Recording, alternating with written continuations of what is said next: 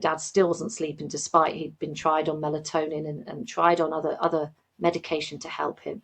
And Mum had pretty much hit crisis point. So it was the psychiatrist who needed to come out to assess him.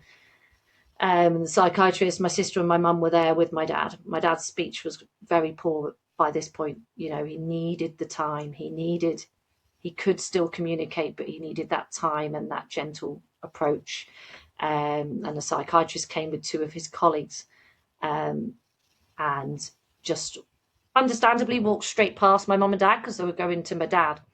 But my sister described it as, well, my sister and my mum, in just the most abrupt, unprofessional. It was more, so it wasn't that they didn't see him at all, but he just was throwing questions at him, unprofessional. My dad couldn't answer the questions because the time wasn't given.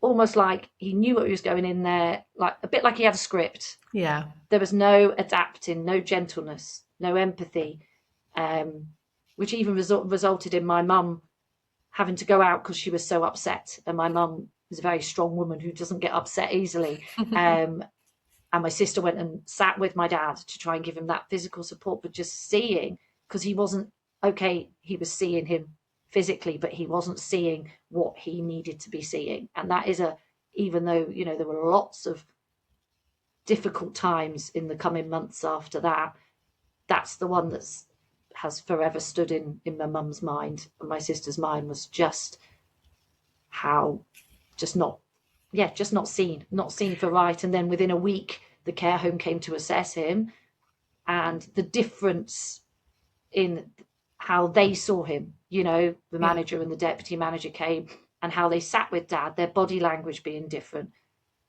And I was there for that. And he was able to answer the questions. They gave him time. They listened to him.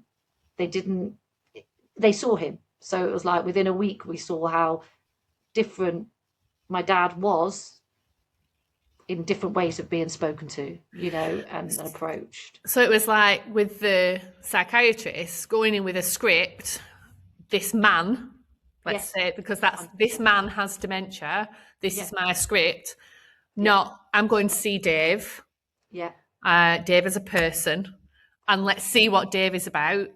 And like you said earlier, every dementia is different and presents differently. So you can't go in with the script. No. Right? Even if it is vascular dementia diagnosis, that still can present differently within each person, right? Yeah. So they should have still been going in like the care home professionals did. Yeah. Coming in from a complete care perspective. Yeah. We're getting a new housemate, a new resident, asking about him, you know, they asked about him. And that's the other thing, isn't it, that's what a lot of my Dave's legacy is going to, is finding out about them, getting to know this person also before their dementia. I think the psychiatrist was pretty much going in going, right, so why are you not sleeping then, Dave? You know, like this sort of thing.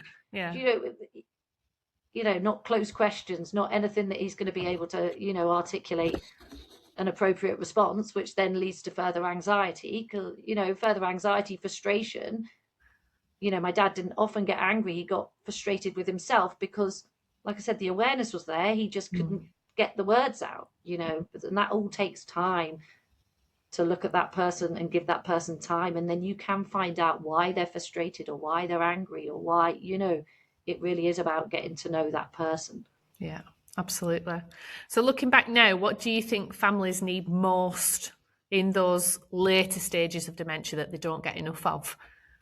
Well, for me, a lot open and honesty with both the person who's living with dementia and their families. I think people often don't want to talk about subjects because they're taboo subjects, or they're not easy subjects to talk about.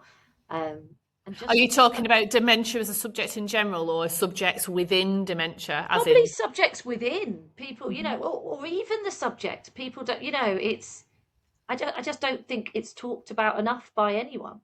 Yeah. You know, and I think without open and honesty, that increases everybody's anxieties as well, doesn't it? If people aren't open and honest and communicating effectively, you know, giving I suppose the biggest thing, and that was the difference again with the psychiatrist and the care home in that instance, was giving the person time. They just need time. So not in a rushed, busy world that we're living in, you know, especially you know, within healthcare, if it's in those sorts of settings, or even the psychiatrists come into the home, not to be rushed, to give that person time, because they deserve that time, because, you know, and human touch, communication, human touch, it's that's what I'd say.